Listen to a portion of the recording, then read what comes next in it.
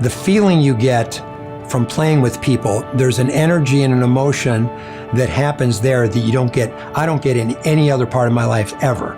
It's a very unique feeling that is really strong with me, and the connection with other musicians when you're playing live. There's nothing like that. That's kind of unique unto itself in my life.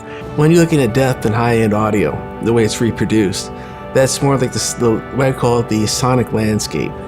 When you're sitting down and listening to an album, CD, or whatever is out there, is that illusion of you being in the middle of the soundstage or off to the left? Is that person in front of you at the right height? I mean, that's the illusion of the depth. So basically the speakers and the system disappears, and you start to really think about, wow, what's it like in there? You can hear somebody in the background in a loud, say, concert environment. They've dropped a lighter, or they dropped a bottle, or when they're playing the drums, you can hear the sticks hit the rim.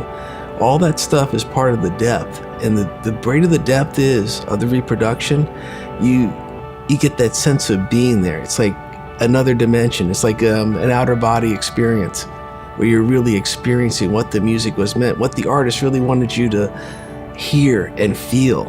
And that's where it's about. And a lot of the stuff today, it's stripped. You lose that sense of what music really is all about. I don't think kids nowadays can tell the difference between digital, MP3, or analog. I really don't think they can, but for example, a tube amplifier versus a non-tube, or a phonograph record, a piece of vinyl will have a lot more oomph, a lot more going for it than a CD.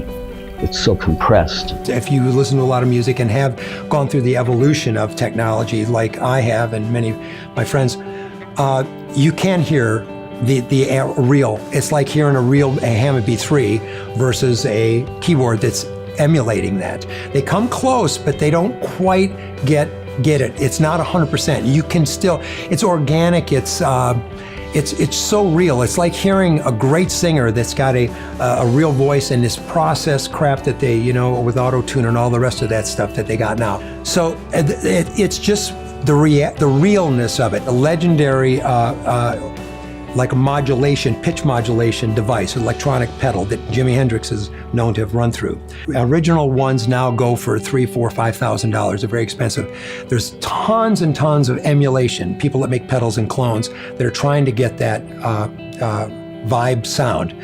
And none of them, the best ones, and there's some pretty good ones out there, I have a few myself, when you hear the real thing, oh my God. To me, it transcends what it is, and it becomes something else. It becomes another entity. It becomes greater than the sum of its parts. It becomes this emotional thing that is undeniable, that I don't know. To me, it's heavy impact and connection, and that you don't get with the emulators. When they make the music too clean, it strips away that experience. And when you do that, it's really now instead of conveying what the artist was doing, now you're conveying what that engineer thinks is right. And is that something that's credible? Because you look at people now, they're spending hundreds of thousands of dollars for microphones that Elvis Presley sang into, just to get his spit. Say that this is Elvis Presley had this microphone, this is the spit from Elvis Presley, and that's worth even more. So now you're telling me that microphone, the same microphone, this one Elvis Presley sang in, and this one didn't, but this microphone's $150,000 and this one is $2,000. So now at the same token, why are you stripping the music and making it so clean?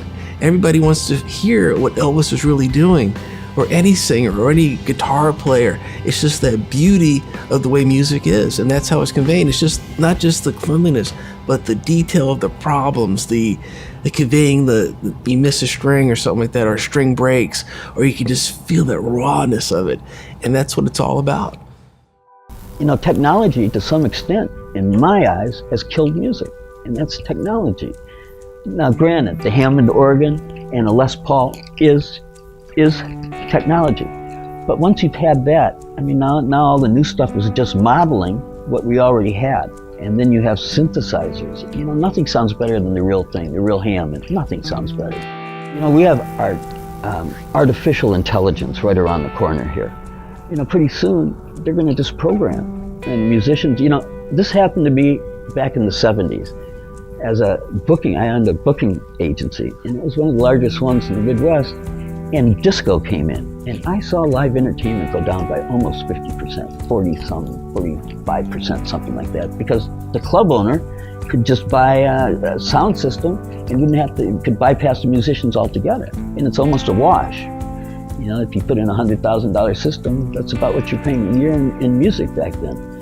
And today with artificial intelligence and the programming of music and rap and these things, you know, look, I'm not optimistic about it. However, there are great musicians out there. I mean, if you go on the computer, you can see an 8-year-old Japanese gal who can barely sit on the drum throne, drumming to Good Times, Bad Times, and with one pedal. It's an amazing thing. The buskers all over Europe.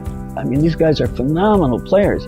Musical is so fundamental, at least to me. It feels like you mentioned earlier, I can't imagine the world without it. And as a matter of fact, it just nature itself. When you walk, you're creating a rhythm by just walking, just the beat of that.